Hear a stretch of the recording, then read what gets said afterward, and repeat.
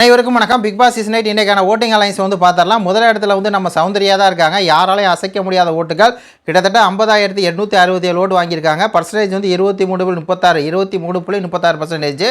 அப்படி வேறு லெவலில் வந்து பார்த்தீங்கன்னா அந்த ஃபஸ்ட் இடத்தை வந்து அப்படியே தக்க வச்சுருக்காங்க. அதுக்கப்புறம் ஜெஃப்ரி இருக்காப்புல 13.99% ஓட்டுகள் 30,459. ஜெஃப்ரி வந்து பாருங்கள் அந்த ரெண்டாவது இடத்துல வந்து 30,000 ஓட்டு வாங்கிட்டா அப்படின்னா பரவாயில்ல அப்படிங்கிற மாதிரி தான் இருக்குது.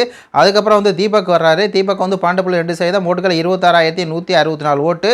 தீபக் வந்து பார்த்தீங்கன்னா ஃபேன்ஸ் வந்து இருப்பாங்க போல் இருக்குது. நம்ம சேனலில் வந்து ஜெயந்தின்னு நினைக்கிறேன். கிட்டத்தட்ட 100 கமெண்ட் ஆரம்பிச்சிருந்தே நம்ம சேனல் ஆரம்பிச்சிருந்தே சப்போர்ட் பண்ணுவாங்க. இப்போ வந்து பார்த்தீங்கன்னா தீபக் வந்து சப்போர்ட் பண்ணிருக்காங்க. அவங்கள மாதிரி ஆட்களை தீபக் வந்து சப்போர்ட் பண்ணுறதுனால 26,000 ஓட்டு வேறு லெவல் அப்படிங்கிற மாதிரி தான் இருக்குது. சண்டை இருக்கட்டும், ஆனாலும் கூட இந்த ஓட்டுகளில் வந்து பார்த்திங்கன்னா நல்லா வந்துட்டார்.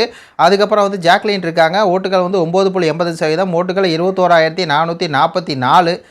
ஜாக்லினுக்கு வந்து பார்த்திங்கன்னா என்னன்னு தெரில, மேலேயே வரமாட்டுறாங்க. ஜெஃப்ரியை தாண்டி இருக்கணும், தீபக்கையாவது தாண்டி இருக்கணும். நம்மளும் ஓட்டு போடுங்க ஜாக்லினுக்குங்கிற எவனும் போடவே மாட்டேங்கிறான், என்னன்னு தெரில. அந்த 21,000 தான் நின்றுக்கிட்டே இருக்குது. இதில் என்ன கொடுமை அப்படின்னா, ராணுவ பார்த்தீங்களா 8.51%, ஓட்டுகள் 18,521. அப்படி ராணுவ என்ன பண்ணிட்டான் அப்படின்னு சொல்லி நீங்கள் எல்லாம் சப்போர்ட் பண்ணீங்க. ஆனால் இப்போ என்ன ஆகிப்போச்சு அப்படின்னா, நேற்றுக்கு வந்த ஒரு ப்ரொமோ இருக்குல்ல, சௌந்தர்யா வந்து ஏற்றி பேசிட்டாங்க. அந்த வீடே வந்து பார்த்தீங்கன்னா ரணா வந்து ஏற்றி பேசிடுச்சு. அதனால் அப்படியே ஓட்டுகளை வந்து கூட்டிட்டாங்க. இன்றைக்கி நாலாபுரமாக பார்த்துட்டு அப்படியே திருப்பி ரிவர்ஸ் ஆகிறாங்க. என்னடா இவன் வந்து இப்படி காட்டு மிராண்டி மாதிரி இருக்கிறான் ரணாவை அப்படின்னு சொல்லி. அதாவது ஒரு நாளை வச்சு ரணாவை முடிவு பண்ணி அவன் தான் குட் பிளேயரு, அவன் அந்த டீம் வீட்டில் இருக்க எல்லாரும் ஒதுக்குறாங்க அப்படின்னு சொல்லி எல்லாம் ஓட்டு போட்டிங்க. கடைசியில் என்ன ஆகி போச்சு, இன்றைக்கி நாலாபுரம் பார்த்துட்டு எல்லாம் என்ன சொல்கிறீங்க, அவ்வளோதான் அவன் தான் காட்டு பிராடி மாதிரி கத்திக்கிட்டு இருக்கான். அந்த வீட்டில் இருக்க எல்லோரும் வந்து அவங்க ஏதோ ஒன்று ட்ரை பண்ணுறாங்க, இவன் அதை போய் கெடுத்து விட்றான் அப்படின்னு சொல்லி. இப்போ புரியுதா?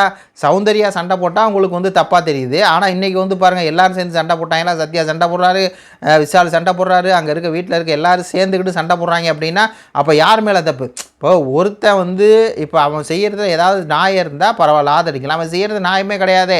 அவங்க லவ் கண்டென்ட்டுக்காக பண்ணிக்கிட்டு இருக்காங்க. ஆமாம், அதுக்கு தான் பண்ணுறாங்க. அப்போ நீ எதுக்கு உள்ளே போய் மூக்கொண்டு உழைக்கிற? அப்போது உன்னை திட்ட தான் செய்வாங்க அப்படிங்கிற மாதிரி இருக்குது. இப்போ பாருங்கள், இதுக்கு மேலே வந்து ஓட்டு ஏறாத ராணுவுக்கு கீழே குறைஞ்சிட்டே போ அப்படிங்கிறதான் என்னுடைய கருத்தாக இருக்குது.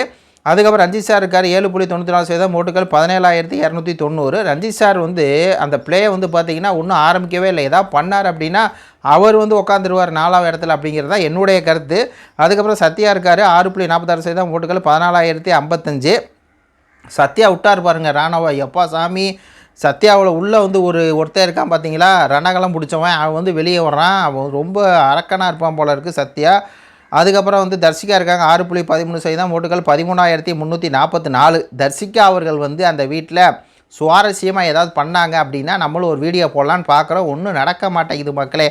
யாருமே பெருசாக அந்த வீட்டில் சுவாரஸ்யமே இல்லை, அப்படியே போகுது அப்படிங்கிறதான்.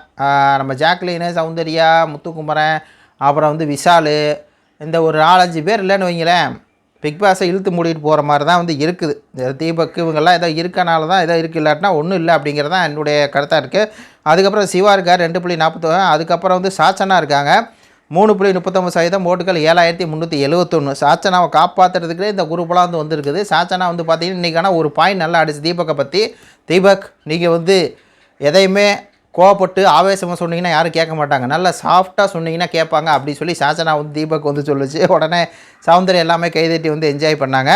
அதுக்கப்புறம் வந்து சிவகுமார் இருக்கா 2.41%, ஓட்டுகள் 5,248. ஒரு சண்டை வந்து போச்சு பார்த்தீங்களா சிவகுமாருக்கு தீபக்குக்கும். ஆனால் சிவகுமார் வந்து அந்த சண்டையை வந்து பார்த்திங்கன்னா வளர்க்க வேணாம் அப்படின்னு சொல்லி கட் பண்ணிட்டே இருக்காருங்கிறது தெரியுது. அதுக்கப்புறம் வர்ஷினி இருக்காங்க 2.27%, ஓட்டுகள் 4,940.